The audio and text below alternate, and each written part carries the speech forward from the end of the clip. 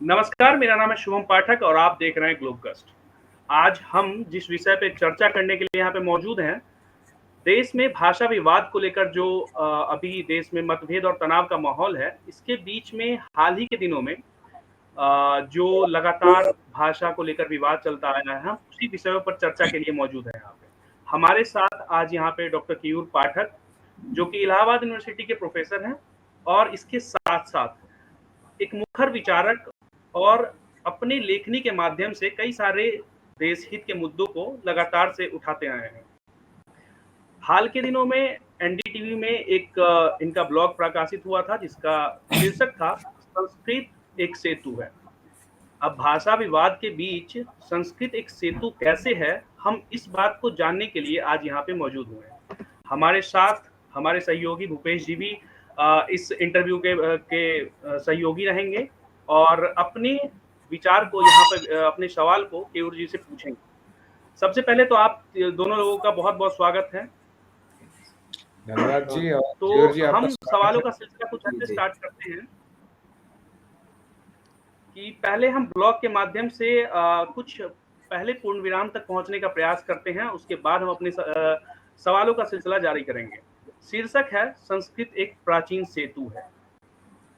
भाषा मात्र एक संप्रेषण का माध्यम नहीं, यह अनुभव, स्मृति और ज्ञान का भी कोष है। भारत में भाषा को लेकर बड़ा विवाद है। राष्ट्रीय भाषा को तय करने को लेकर भी एक भय है कि क्षेत्रीय भाषाओं के अस्तित्व को मिटा सकती है। यह भाषा स्वाभाविक है, यह भय स्वाभाविक है। हिंदी या अंग्रेजी में से कौन को लेकर देश की जनता भी द्वंद्व में है। भारत निश्चय ही तमिल, तेलुगु, मराठी, भोजपुरी, मैथिली, बंगाली, कश्मीरी, मलयाली, कन्नड़ आदि सभी भाषाओं के अनुभवों और स्मृतियों का नाम है। पहले पूर्ण विराम तक हम यहाँ तक के सवाल जवाब को लेकर चलते हैं। सर्वप्रथम सवाल केयूर जी आपसे ये रहेगा कि भाषा विवाद के बीच संस्कृत एक सेतु कैसे है? अभी जो सबसे बड़ी चीज़ है किसी भी भाषा का वोकैब्युलरी। हम अगर किसी भाषा को नहीं समझ पाते हैं तो उसके शब्दकोश का बड़ा एक महत्व होता है। अगर आप संस्कृत के शब्दकोश को भारत की सभी भाषाओं के जो शब्दकोश हैं उसमें देखें, और इतना ही नहीं, दुनिया की भाषाओं के शब्दकोश में देखेंगे तो जितनी समानता आपको संस्कृत के साथ भारतीय भाषाओं में और यूरोप की भी भाषाओं में आपको दिखेगी, वो किसी भी भाषा में नहीं दिखेगी। मैं कुछ शब्दों का भी उदाहरण आपको दूंगा, और मैं उससे पहले मैं एक दो केस स्टडी जो मेरा पर्सनल केस स्टडी रहा है, केस का एक पर्सनल एक्सपीरियंस रहा, उसकी भी मैं उदाहरण दूंगा, क्योंकि मैं दक्षिण भारत में लंबे समय तक रहा हूँ। कई सारे शोध से संबंधित सिलसिले में मैं इंटीरियर क्षेत्रों में भी जाता था, वहाँ के ग्रामीण क्षेत्रों में भी, जंगलों में भी मैं जाता था कुछ सिलसिले में। एक तो केस स्टडी था कि जब हम अपने एक जो तेलुगु मित्र है उसके साथ हम एक संस्कृत एक जो क्लासिकल डांस है उसको जब हम देख रहे थे, तो उसमें जो गाने थे वो संस्कृत में थे, जो कि मेरे समझ में नहीं आ रहे थे। उसके बाद जब प्रोग्राम खत्म हुआ, हमने उससे पूछा कि ये मेरे समझ में नहीं आया कि गाने क्या थे। उसने बताया कि इसमें गंगा की स्तुति की गई है, नदियों की स्तुति की गई। मैंने बोला कि तुम्हारी भाषा तेलुगु है, तुम कैसे समझ गए? तो संस्कृत में बोल रहा था। तो उसने बोला कि जो इसके जो वोकैब्युलरी है, जो शब्दकोश है तेलुगु के, वो बहुत ज़्यादा समानता रखते हैं संस्कृत के साथ। दूसरा एक केस स्टडी, जब हम उन लोगों को बोलते थे हिंदी सिनेमा देखने चलो, तो उनके समझ में नहीं आता था। लेकिन मैंने उनको एक बार देखा, रामानंद सागर और जो बी.आर. चोपड़ा की जो महाभारत थी उसको वो देख रहे थे। तो मैंने बोला कि नॉर्थ इंडिया के भी जो आधुनिक समय के हिंदी भाषी के लोग हैं, वो भी रामानंद सागर के किंतु परंतु और इस तरह से संस्कृत निष्ठ हिंदी शब्दकोश हिंदी भाषा को सुनकर उन्हें समझ में नहीं आता, और बड़ी आसानी से आप देख रहे हैं और समझ भी रहे हैं कि क्या। तो सेम जवाब था कि इसकी जो वोकैब्युलरी है, जो संस्कृत शब्द है, उससे हम कनेक्ट कर पा रहे हैं। तो फिर हमारा ध्यान आखिर इस पर गया कि आखिर क्या वजह है कि हिंदी और उर्दू को तो नहीं समझ पा रहे हैं, लेकिन जब संस्कृत में उनके साथ वार्तालाप किया जा रहा है तो उसको समझ पा रहे हैं। फिर हमने कुछ अध्ययन किया इस पे। हालांकि इस पर ऑलरेडी बहुत बड़ा अध्ययन है, इस पर मैं कुछ भी जो बोलूँगा वो नया नहीं होगा। इस पर पर्याप्त अध्ययन किए जा चुके हैं। जो संस्कृत है इंडो यूरोपियन ग्रुप का लैंग्वेज है। हम भारत को अभी छोड़ दें, अभी हम यूरोप की भाषाओं को ही के संदर्भ में ही अगर हम देखें तो संस्कृत के शब्द और जो इंग्लिश शब्द है, रसियन शब्द है, लैटिन या ग्रीक है, हम देखते हैं कि कैसे उसमें समानता है। जैसे मातृ, माता को बोलते हैं, इंग्लिश में मदर बोलते हैं, रसियन में मैथ बोलते हैं, मैथ बोलते हैं, लैटिन में मैटर बोलते हैं। फिर मनु, व्यक्ति को संस्कृत में मनु के रूप में भी व्याख्यायित किया गया है। तो फिर इंग्लिश में इसको मैन के रूप में कहा गया है। जैसे अष्ट, 8, इंग्लिश में 8 हो जाता है, हिंदी में 8 हो जाता है, संस्कृत में अष्ट है और लैटिन में ये अष्टा है। इसी तरह से भ्राता, भाई, ये ब्रदर हो जाता है, बहुत सिमिलरिटीज है। फिर द्वार, जिसको आप गेट बोल रहे हैं, द्वार, इंग्लिश में डोर हो जाता है, रसियन में ड्वेर हो जाता है। तो पर्याप्त स्टडी है इस पर कि कैसे इंडो यूरोपियन ग्रुप की ये भाषा है और कैसे दुनिया की जो प्राचीन भाषाएं हैं उनके साथ इनका एक संबंध है। अब हम लौटते हैं भारतीय भाषाओं की तरफ। भारत की भाषाओं में अगर हम साउथ की भाषा में देखें तो बहुत सारे शब्द हैं, घट है, चक्रम है, छत्रम है, गिरी है, दर्पणम है, नमस्कारम है, नयनम है। ये सारे शब्द आपको तेलुगु, तमिल, कन्नड़, इन सब शब्दों में मिलेंगे। दूसरी चीज, अगर हम परसेंटेज को भी अगर देखें तो बंगाल, अगर हम मलयाली को देखें तो मलयाली के मोर देन 80-90% जो वोकैबुलरी है वो संस्कृत के हैं। फिर इसी तरह से तमिल को भी देखें तो अपने सबसे प्योरेस्ट फॉर्म में जो प्योरिटी की जो शुद्धतावादी जो प्रवृत्तियां हैं, तमिल को बिल्कुल प्योर लैंग्वेज बनाना है हमें, भारत की दूसरी भाषाओं के साथ इसे हमें नहीं मिलाना है। इसके बावजूद सबसे शुद्ध रूप में भी तमिल 42% जो वर्ड रखता है, 40% से अधिक जो शब्द है उसकी जो वोकैबुलरी है वो संस्कृत है। नॉर्थ इंडिया में भी अगर आप देखेंगे तो बंगाली भी 90% वोकैबुलरी जो है वो संस्कृत का रख रहा है। कश्मीरी लैंग्वेज में जो जनरली हम जिस पर विचार नहीं करते हैं, कश्मीरी लैंग्वेजेस में बहुतायात में आपको दिखेंगे कि कैसे संस्कृत के शब्द हैं। भोजपुरी हो, मैथिली हो या और भी जो उत्तर भारत की और भी, चाहे वो पंजाबी हो, जिसको ये सिख जो उधर जो पंजाब की जो भाषा है, गुरुमुखी जिसकी लिपि है, उसमें बहुत समानता है, देवनागरी के साथ भी उसका एक संबंध है। तो वोकैबुलरी के भी पॉइंट ऑफ व्यू से और समझ, जो सबसे महत्वपूर्ण लगता है कि समझ, हम समझ पा रहे हैं कि नहीं, उस समझ के पॉइंट ऑफ व्यू से भी ये भारत को जोड़ने वाली एक सेतु है। दूसरी चीज जो मैं जनरल एक परसेप्शन है कि Sanskrit is a mother of languages, ऐसा नहीं है। हम इसको थोड़ा सा उलट देते हैं।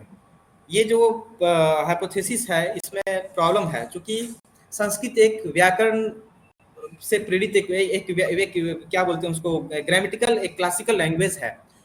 ये भाषाओं से, भारत की तमाम भाषाओं के साथ, या बोलियां बोल सकते हैं आप, भारत की तमाम उस समय में जो बोली रही होगी उसका एक परिष्करण है। उन सभी को मिला करके उसका जो एक मंथन हो रहा है, उससे संस्कृत का निर्माण हो रहा है। संस्कृत से सारी भाषाओं का निर्माण हो रहा है, ये कहना थोड़ा सा अतार्किक है, लेकिन सभी भारत की सभी भाषाओं के साथ जो वोकैबुलरी है उनसे जो लेकर के एक व्याकरण विकसित किया जा रहा है, एक जो शास्त्रीय भाषा जो विकसित की जा रही है वो संस्कृत है। तो वोकैबुलरी के पॉइंट ऑफ व्यू से भी देखें कि हम यूरोप में भी कम्युनिकेशन कर सकते हैं, हम भारत में भी कम्युनिकेशन कर सकते हैं किसी भी क्षेत्र में। हिंदी में अगर आप इधर हैं नॉर्थ इंडिया में, साउथ में जा रहे हैं आप, वहाँ अगर आप बोलेंगे दिल, वो उन्हें ग्रामीण क्षेत्रों में वो नहीं समझ पाएंगे, लेकिन जैसे ही आप बोलेंगे हृदयम वो समझ पाएंगे।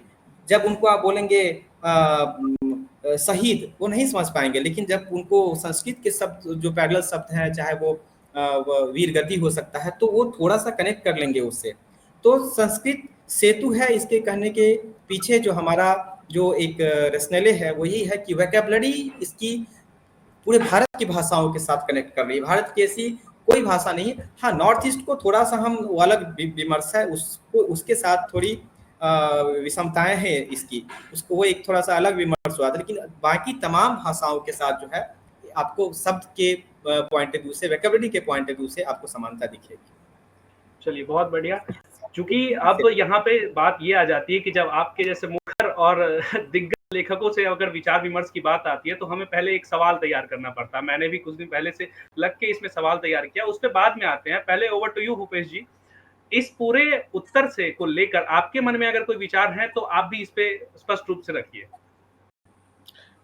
देखिए, जो ज़्यादा प्रॉब्लम अभी आ रही है वो तो इस वजह से आ रही है कि जो हिंदी है, लोगों को ये लगता है, जो रीजनल लैंग्वेज वाले हैं उनको ये लगता है कि जो हिंदी है वो जो रीजनल लैंग्वेजेस हैं उनको किनारे कर रही है, हिंदी उनके ऊपर थोपी जा रही है।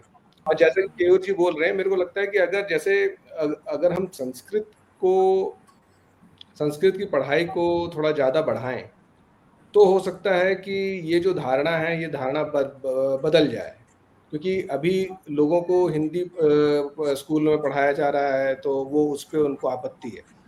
तो अगर उसमें संस्कृत को भी जो है कि पढ़ाने को अगर हम आगे बढ़ाएं, तो केयूर जी आप क्या समझते हैं इसमें? इसमें जो है कि अगर हम स्कूलों में और कॉलेजेस में संस्कृत को भी जो है कि जोर दें, जबकि यूरोप में जैसे जर्मनी में संस्कृत की पढ़ाई पे जो है कि काफी अच्छा खासा जोर दिया जाता है, वहाँ पे भी संस्कृत पढ़ाई जाती है। तो आपको क्या लगता है कि यहाँ पे क्या इससे जो है कुछ असर होगा, कुछ लोगों की धारणा में कुछ बदलाव आएगा? पहले दो चीज़ें हैं कि इस डिबेट को हम लोग इम्पोजिशन वर्सेस प्रमोशन के रूप में देखें। थोपना और प्रोत्साहन देना कि हमें किसी भी भाषा भाषा सच में केवल स्मृति, केवल वो संप्रेषण का माध्यम नहीं है, ये अनुभव है, स्मृति है और ज्ञान है। फाइनली ये नॉलेज का प्रोडक्शन कर रहा है। तो हमें भाषा के प्रति बहुत संवेदनशील विषय है। इस पे हमें इम्पोज थोपने से ज़्यादा हमें प्रमोशन की प्रवृत्ति, मैं बिल्कुल इत्तेफाक रखता हूँ आपसे कि जब आप बोल रहे हैं कि हमें संस्कृत को हमें हमें प्रमोट करना चाहिए, उसी तरह से संस्कृत के साथ साथ नॉर्थ इंडिया में भी दक्षिण की भाषाओं को भी प्रमोट करना चाहिए। और ये इंडिविजुअल तरीके से नहीं होगा, इसके लिए इंस्टीट्यूशनल सेटअप आपको देखना पड़ेगा कि इंस्टीट्यूशंस, अगर कोई तमिल सीख रहा है तो कुछ सुविधाओं जैसे कि फेलोशिप बढ़ा करके या उसमें जॉब अपॉर्चुनिटीज बढ़ा करके, तमिलनाडु में अगर कोई भारत नॉर्थ इंडिया की कोई भाषा अगर वो बंगाली सीख रहा है तो वहाँ के राज्यों की को चाहिए कि उसके लिए कुछ प्रमोट करे, उसे फेलोशिप दे, उसे कुछ प्रिविलेज मिलना चाहिए, तब जाकर के फिर उसका प्रमोशन होगा। संस्कृत तो मैं शुरू में ही बोल रहा हूँ कि भारत को जोड़ने वाली भाषा है। हिंदी और जहाँ तक अंग्रेजी की बात है, जिस पर तमाम डिस्कोर्स इसी के इर्द गिर्द घूमता रहता है, हिंदी और अंग्रेजी दोनों ही बहुत ही युवा लैंग्वेज है, बहुत ही यंग लैंग्वेज है। इनका इतिहास भारत की बहुत सारी बोलियों से भी नया है। ये 200-300 वर्ष इसी के आसपास, 100-200 वर्ष इधर उधर होंगे, इससे ज़्यादा पुरानी भाषा ये नहीं है। लेकिन आप मैथिली को ही अगर आप देख ले, मैथिली ही काफ़ी कई सौ वर्ष पुरानी भाषा है। तमिलनाडु की जो तमिल लैंग्वेज है वो 1000 साल पुरानी भाषा है। साउथ की तमाम भाषाएं 500, 600, 700, 800 इस तरह से उसका साहित्य भी है। बंगाल को भी देखेंगे तो वो हिंदी से बहुत पुरानी है। तो हिंदी और अंग्रेजी दोनों ही अगर हम देखें तो अगर हम उसके अगर हिंदी तो भारतीय अनुभव के, अंग्रेजी तो भारतीय अनुभव के साथ उसका कोई संबंध ही नहीं है, कोई संबंध नहीं है। वो तो एक कॉलोनियल लैंग्वेज है। अलग बात है कि हम सब, आप सब अंग्रेजी में लिखते हैं, पढ़ते हैं, बोलते हैं, लेकिन वो फाइनली हमारे स्मृति और हमारे अनुभव और हमारे ज्ञान की भाषा नहीं है।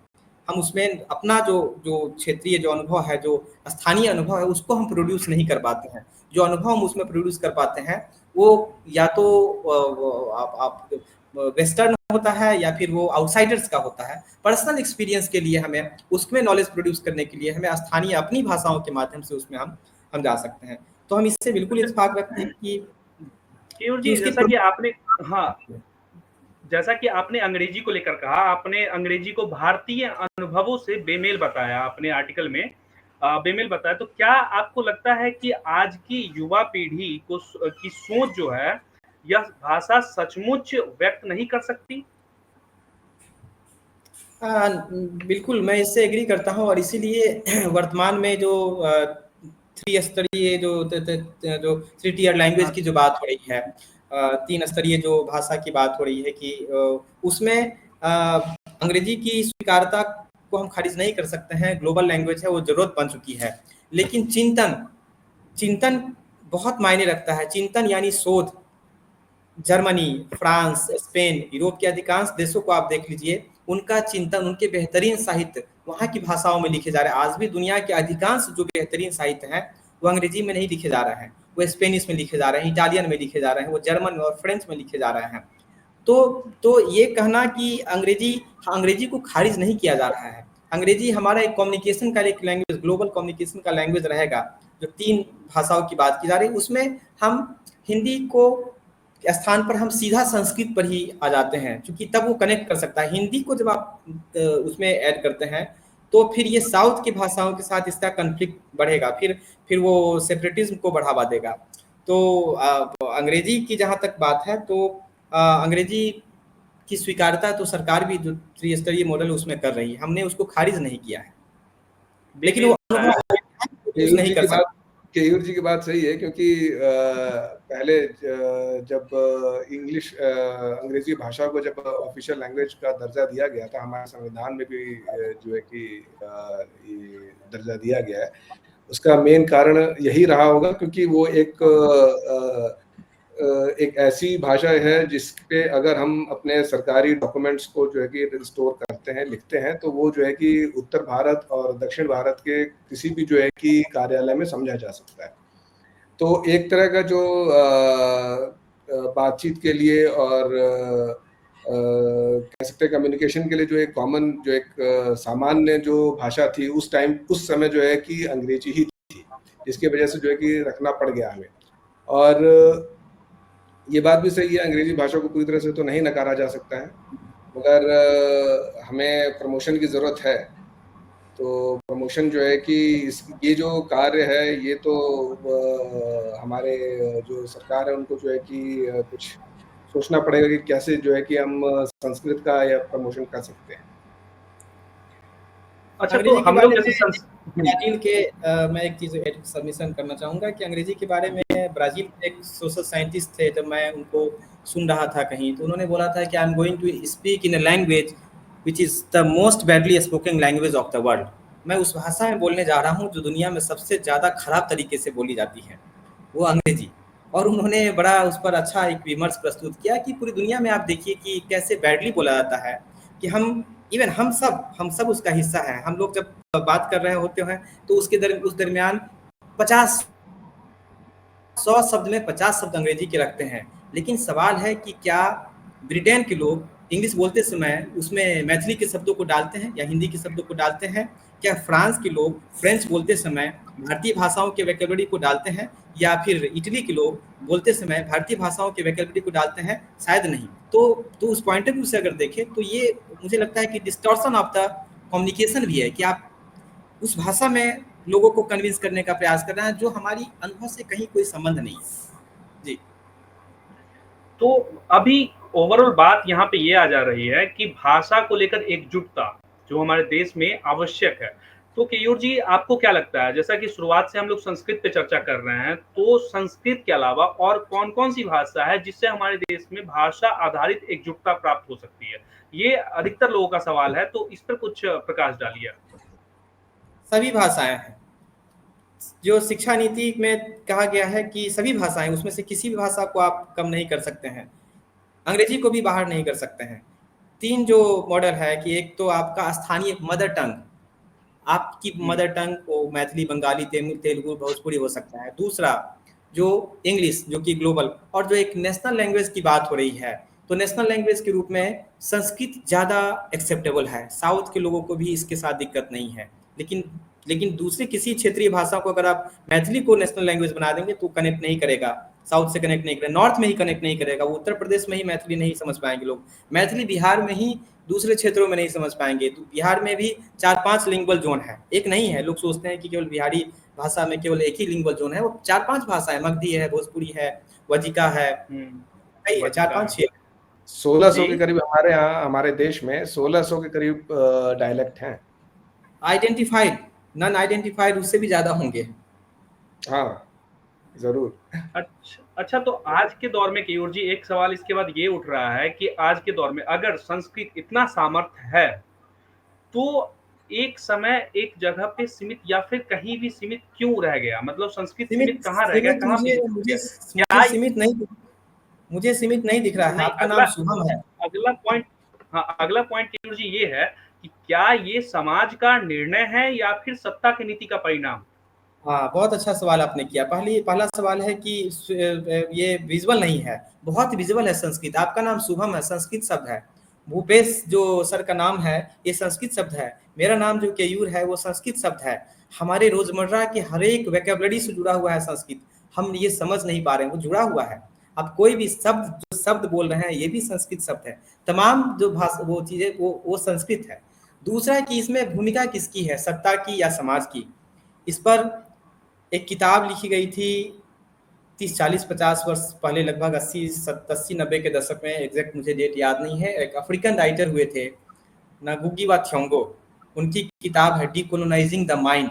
बहुत बड़ा भाषा की राजनीति पर वो बहुत ही क्लासिक किताब है, वो जरूर पढ़ा जाना चाहिए, सभी के द्वारा पढ़ा जाना चाहिए। बहुत बड़ा विमर्श है, हर एक चीज उसमें देखने को मिलेगा कि कैसे एस्थेटिक्स भी कोलोनाइज्ड किया गया है। तो उस विमर्श का जो भाषा के संदर्भ में कि वो लिखते हैं कि भाषा की मृत्यु इसलिए नहीं होती, भाषा की मृत्यु उसके आंतरिक चरित्र या आंतरिक गुणों के कारण नहीं होती है। सत्ता की नीतियां, सत्ता के संरक्षण से या सत्ता के जो जो जो इग्नोरेंस से भाषाओं की ये उसकी जो डेथ होती है वो होती है। इंट्रिंसिक कैरेक्टर, हर एक भाषा खूबसूरत है, हिंदी हो, उर्दू हो, बंगाली हो, दुनिया की सभी भाषाएं जिसमें भी कम्युनिकेशन हो रहा है, सारी भाषाएं खूबसूरत है। आंतरिक चरित्र किसी भी भाषा का खराब न होता है, न हो सकता है, और ये सवाल भी नहीं होना चाहिए। ये सवाल सत्ता की संरक्षण से कि आप 200 वर्षों की भाषा, सत्ता के संरक्षण के कारण हिंदी आज उस पॉपुलरिटी को पा गई है। 1000 साल पुरानी भारत में कई भाषाएं हैं, वो एक क्षेत्र तक सीमित रह गई है।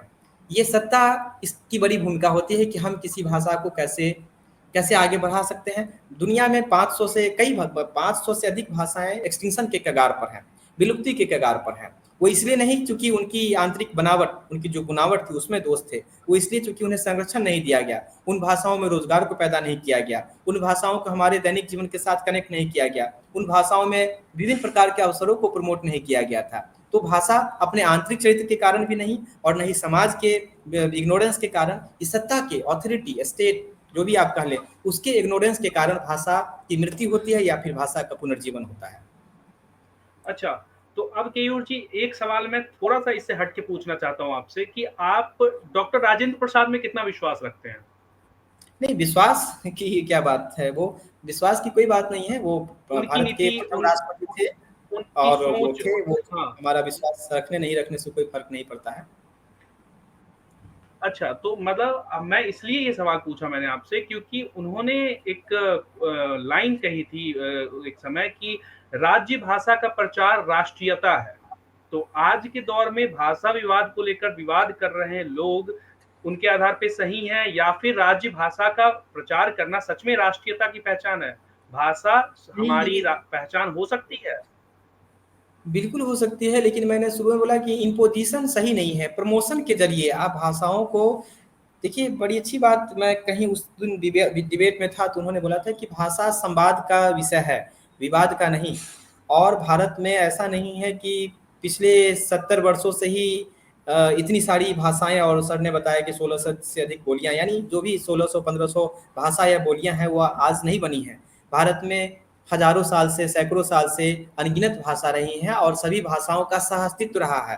भाषा के नाम पर संघर्ष इससे पहले कभी नहीं देखा गया। ये पहली बार पिछले कुछ दशकों में आप बोल सकते हैं, पिछले आज़ादी के बाद कह सकते हैं या फिर ब्रिटिश पीरियड से कह सकते हैं, ये शुरू हुआ है।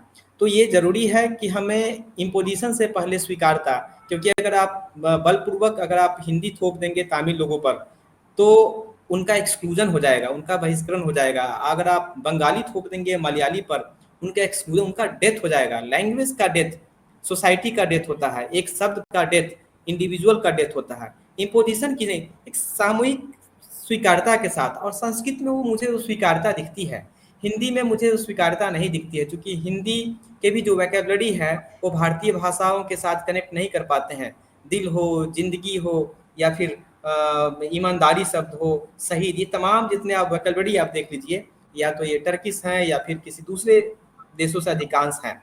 तो जिसके कारण क्या है कि हिंदी मास को कनेक्ट नहीं कर पा रहा है। और जब संस्कृत ये मास को, पूरे भारत को, कश्मीर से लेकर के कन्याकुमारी तक ये वैकेबलरी के माध्यम से कनेक्ट कर पा रहा है। तो संस्कृत से मुझे लगता है कि संस्कृत पर अगर विचार विमर्श किया जाए तो ज़्यादा दिक्कत नहीं होगी। लेकिन हिंदी को अगर आप इम्पोज करते हैं नहीं, तो अभी जैसे आपने बोला संस्कृत की बात, तो अब तो आज के दौर में भाषा क्षेत्रीय अस्मिता की बात आ गई है भाषा को लेकर। तो संस्कृत जो है, क्या संस्कृत जो है भाषा और जो अस्मिता है, जो लोगों की जो भाषा को लेकर जो अस्मिता जारी हुई है, उसको लेकर आपको नहीं लग रहा संस्कृत संस्कृत एक खतरा बन जाएगी लोगों पे, जैसे तेलुगु हो गए, नहीं, मैंने मैथिली बताया हो है गए, कि तमिल हो। नहीं खतरा है।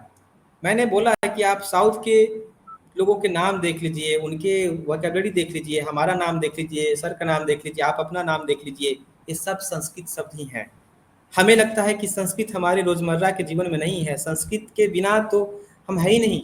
सारा वोकैबुलरी आप जो भी ज्ञान शब्द बोल रहे हैं, जो जिसको या फिर जो भी आप बोल रहे हैं, वो देखिए हम लोग उसके हम उससे आच्छादित हैं, हम लोग चारों तरफ से घिरे हुए हैं उन्हीं शब्दों से। कोई खतरा नहीं है। हम उस पर एक विमर्श प्रस्तुत पहले करें। और तमाम ऐसे स्कॉलर्स हैं। बहुत पहले मैंने एक आर्टिकल, एक जर्मन स्कॉलर थे, आज से 10 साल पहले मैंने उस आर्टिकल को पढ़ा था एक नेशनल न्यूज़पेपर में। उन्होंने उसमें बताया था कि कैसे संस्कृत भाषाओं को जोड़ सकती है। और उसके बाद रिसेंटली मैंने इस पर 1-2 किताबें भी पढ़ी, तो मुझे लगा कि ये एक अच्छा है। दूसरी चीज़ कि मैं जब ये संस्कृत की मैं बात बोलता हूँ, तो कई सारे स्कॉलर्स बोलते हैं कि संस्कृत जैसे एक मीटिंग में हमें एक स्कॉलर्स ने बोला कि संस्कृत वो भाषा है जिसमें मनुस्मृति लिखी गई है, इसलिए उस भाषा को मैं खारिज करता हूँ, क्योंकि वो सत्ता की भाषा है, शोषक की भाषा। मैंने उनसे जवाब किया, सवाल किया कि हिंदी में भी, अंग्रेजी में भी, दुनिया की सभी भाषाओं में चाटुकारिता के लिए भी लेखन किए गए हैं। दुनिया की सभी भाषाओं में गालियाँ भी लिखी गई हैं। दुनिया की सभी भाषाओं में अपमानजनक लेखन भी किए गए हैं। दुनिया की सभी भाषाओं में जेंडर बायसनेस भी देखे गए हैं। तो क्या हमें सारी भाषाओं को एक्सक्लूड कर देना चाहिए? ये भाषा का दोष नहीं है, ये तकनीक का दोष नहीं है। भाषा एक तकनीक है, उस तकनीक के प्रयोग करने वाले का दोष है। Over to you Bhupesh ji once again. अब आप इन सभी जो अभी जो संस्कृत को लेकर जो जवाब दिया है केयूर जी ने, इस पर आपके अपने व्यक्तिगत विचार क्या हैं?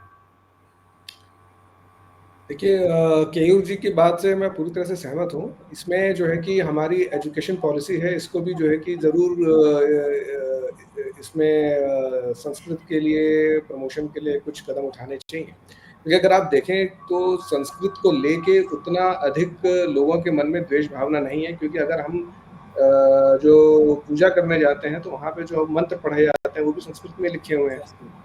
तो इस वजह से अगर हम संस्कृत को प्रमोट करते हैं, अपनी एजुकेशन पॉलिसी में संस्कृत को लाते हैं, हाँ, इसमें समस्याएँ आएँगी क्योंकि संस्कृत एक नई भाषा होगी और जो टाइम लगेगा कस्बे हैं और जो छोटे शहर हैं, कस्बे हैं, गाँव हैं, वहाँ के जो वहाँ पे पढ़ाने के लिए जो टीचर्स हैं, अध्यापक, वो मौजूद नहीं होंगे, तो थोड़ा-सा समय लगेगा। लेकिन ये एक अच्छा कदम होगा हमारी संस्कृति के लिए भी, और लोगों को जो है कि एक साथ लाने की तरफ भी एक अच्छा कदम होगा। एक चीज़ में और मैं समर्थन करना चाहूँगा कि लोगों का मानना है कि संस्कृत सीखना कठिन होगा। मैं दावे के साथ कहता हूँ, 70 वर्षों में 70% लोग भी 7% मतलब बहुत बड़ी संख्या नहीं होगी, 10 या 15% लोग भी अंग्रेजी ठीक से नहीं सीख पाए। लेकिन 70 वर्षों में नेक्स्ट 70 वर्ष जो होगा, उसमें उसी उत्साह के साथ अगर संस्कृत पर काम किया जाता है तो 70% आबादी संस्कृत में बिल्कुल निपुण हो जाएगी। जब शुरुआत में जी, जब मैं ये आपका जो आलेख है वो जब बीते दिनों मैं पढ़ रहा था अपने ऑफिस में, तो उस दौरान हुआ क्या कि मैं इस पे अपने एक सीनियर के साथ चर्चा कर रहा था। तो उन्होंने मुझे एक सवाल दिया, जो कि कहा कि आपसे पूछने के लिए कि क्या संस्कृत के पीछे रहने के पीछे एक बड़ा कारण ये है कि संस्कृत कभी एक ट्रेड लैंग्वेज नहीं बन पाया। ट्रेड लैंग्वेज व्यापारिक जो भाषा होती है आज के दौर में बहुत महत्वपूर्ण मानी जाती है। तो आपको इस पर आपका क्या संदर्भ है कि व्यापारिक भाषा और संस्कृत, ये दोनों का थोड़ा सा बीच का मुझे अंतर समझाइए। आप देखें कि जब ग्लोबलाइजेशन हो रहा है, व्यापार का वैश्वीकरण हो रहा है, ट्रेड का वैश्वीकरण हो रहा है, तो दुनिया की मल्टीनेशनल कंपनी जो पहले अंग्रेजी में केवल कारोबार करती थी, वो क्षेत्रीय भाषाओं में आ गई। जो कॉल सेंटर अंग्रेजी में होते थे, वो मैथिली और बंगाली और स्थानीय भाषाओं में हो गए, वो भोजपुरी में भी हो गए। यानी ग्लोबल मार्केट ने भी समझ लिया कि हमें मार्केटिंग करनी है, तो किसी भी दुनिया के किसी भी समाज के स्थानीय जो भाषा होती है उसके साथ कनेक्ट कीजिए। बाजार पूरी दुनिया में स्थानीय भाषाओं के साथ जुड़ चुकी है। तो ये एक मिथ है कि ट्रेड केवल अंग्रेजी में हो रहा है। ट्रेड का बड़ा हिस्सा रीजनल लैंग्वेजेस में हो रहा है, वो स्थानीय भाषाओं में हो रहा है। कहीं कोई दिक्कत नहीं है। तो ये हमें लगता है कि ट्रेड की भाषा नहीं है। मैथिली भी ट्रेड की भाषा है। आप रेलवे स्टेशन पे अनाउंसमेंट सुन रहे हैं, कॉल सेंटर देख रहे हैं, तमाम जो मार्केटिंग जो जब एक सेल्समैन जा रहा है अपने प्रोडक्ट को बेचने के लिए किसी बंगाली समाज में, तो वहाँ जाकर के वो स्थानीय बंगाली भाषा में बात कर रहा है। वो जाकर के वहाँ अंग्रेजी में बात करेगा, उसको दुकानदार बैठने नहीं देगा, बोलेगा कि भाई ये प्रोडक्ट तो बाद की बात है, पहले आपकी बात ही हम नहीं समझ पाए हैं।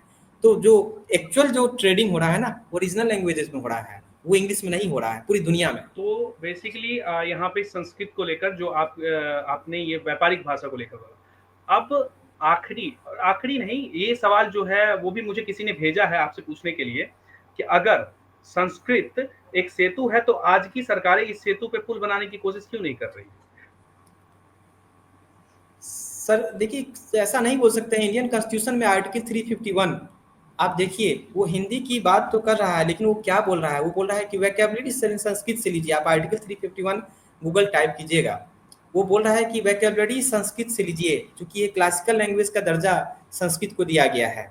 सरकार डायरेक्टली संस्कृत पर नहीं आ पा रही है, क्यों नहीं आ पा रही है? ये सरकार की अपनी एक कोई योजना होगी जो मेरी समझ में नहीं आ रहा है, लेकिन मैं इस पर स्पष्ट हूँ कि हिंदी के बजाय संस्कृत अगर कर देते हैं, कहीं कोई दिक्कत नहीं है। स्थानीय भाषाएं बचेगा और भारत बचेगा। भारत की भारतीय भाषाओं में है, भारत की आत्मा। जब आप भाषा, जो पोस्ट स्ट्रक्चरलिज्म है, वो कहता है कि सोसाइटी जो है लैंग्वेज में है, और फिर एक 21st सेंचुरी में एक बड़े साइकोलॉजिस्ट हैं लाकान, वो बोलते हैं man is a lingual animal. भाषा का होना ही व्यक्ति को, मनुष्य को बाकी जानवरों से अलग कर रहा है। भाषा के माध्यम से सोशल इंस्टीट्यूशंस, सोशल वैल्यूज, हर एक चीज एग्जिस्ट कर रहा है। तो जैसे ही आप भाषा को हटाते हैं, आप उस समाज की हत्या करते हैं। भारत की क्षेत्रीय भाषाओं में है, तमाम क्षेत्रीय भाषाओं में है, और संस्कृत उसके बीच एक सेतु है। केयूर जी, क्वेश्चन ये है कि जब आज के दौर में युवाओं को छोटे शहर से बड़े शहर जाना पड़ता है, तो उनके लिए नौकरी पाने के लिए, आगे बढ़ने के लिए अंग्रेजी एक स्तंभ की तरह हो चुका है। तो ऐसे में एक तरफ अंग्रेजी को लेकर जो बड़ी-बड़ी कंपनियां हैं, उसमें अंग्रेजी को लेकर सारी चीजें होती हैं कि हाँ, आपको अंग्रेजी आना अनिवार्य होता है। ऐसे में संस्कृत का प्रचार और संस्कृत भाषा को स्वीकारना युवाओं के लिए कितना आसान और कितना मुश्किल हो सकता है? मुश्किल है, लेकिन ऐसा नहीं है। ये विमर्श बहुत नया नहीं है, ये मैंने बताया काफ़ी कई दशकों से विमर्श है। डिकोलोनाइजिंग द माइंड में नगुगी वाथियांगो लिखते हैं कि मैं जिस जगह बोलने के लिए, अफ्रीका में कीनिया में मैं बोलने के लिए आमंत्रित हूँ, और नीचे बैठे हुए लोग हैं जो बैठे हुए हैं वो मुझे सुनने के लिए, लेकिन मैं जानता हूँ कि ये सभी लोग मुझसे ज़्यादा ज्ञानी हैं। अंतर यही है कि मैं विदेश में पढ़ा हूँ, मुझे अंग्रेजी आ रही है, उनको नहीं आ रही, लेकिन इनका ज्ञान का स्तर मुझसे बड़ा है। ये डिकोलोनियल पर्सपेक्ट में उन्होंने बाद में काम करना शुरू किया है। तो ये कठिनाई है कि संस्कृत को कैसे सीखे। ये स्लो प्रोसेस है, लेकिन ये सार्थक प्रोसेस है, और अंग्रेजी को खारिज करने की बात नहीं है। भारत में 3-4 भाषाओं को सीखना कोई कठिन काम नहीं है। भारत में आमतौर पर एक बड़ा हिस्सा जो है वो मल्टीलिंगुअल है, वो एक साथ 3-4 भाषा जानता है। आप भी जानते हैं, सर भी जानते होंगे, 3-4 भाषा निश्चित रूप से जानते हैं, हम भी जानते हैं। तो ये कोई बहुत ज़्यादा कठिन कार्य भी नहीं है। तो किसे अपनाएं और किसे छोड़े, ये तो एक बड़ा सवाल है ना केयूर जी। अब देखिए, मैं हिंदी बेल्ट से आता हूँ, अब मैं महाराष्ट्र में जाऊंगा तो मुझे मराठी सीखनी होगी, बेंगलुरु जाऊंगा तो मुझे कन्नड़ सीखनी होगी। तो किसे अपनाया जाए इस आधार पे? क्योंकि छोड़े नहीं, और जो किसी को छोड़े नहीं, और जो मदर टंग है उसमें तो स्पेशलाइज्ड हो जाए, किसी को छोड़े नहीं। लेकिन एक भाषा में ऐसा जिसमें आप लिख सके, बोल सके, चिंतन कर सके, विमर्श कर सके, एक भाषा को अपना एक्सपर्टाइज बनाए और बाकी भाषाओं को सीखे, छोड़े नहीं किसी को। कुल मिला के बात इतनी है कि आज मैं जब डॉक्टर केयूर के साथ हमारी बातचीत होने वाली थी, तो मैं पिछले कई दिनों से सवाल का एक ग्रंथ तैयार कर रहा था। अब ऐसे में जब पहले सवाल का जवाब केयूर जी ने देना स्टार्ट किया, तो कुल मिला के उन्होंने मेरे आधे से ज्यादा प्रश्न का जवाब शुरुआत में ही दे दिया। तो ऐसे में अब हम अगली बार कुछ और तैयारियों के साथ फिर से मिलेंगे। तब तक के लिए बहुत बहुत धन्यवाद केयूर जी, बहुत बहुत धन्यवाद भूपेश जी। हम मिलते हैं अगली बार अगले नए शीर्षक के साथ। धन्यवाद। धन्यवाद केयूर जी।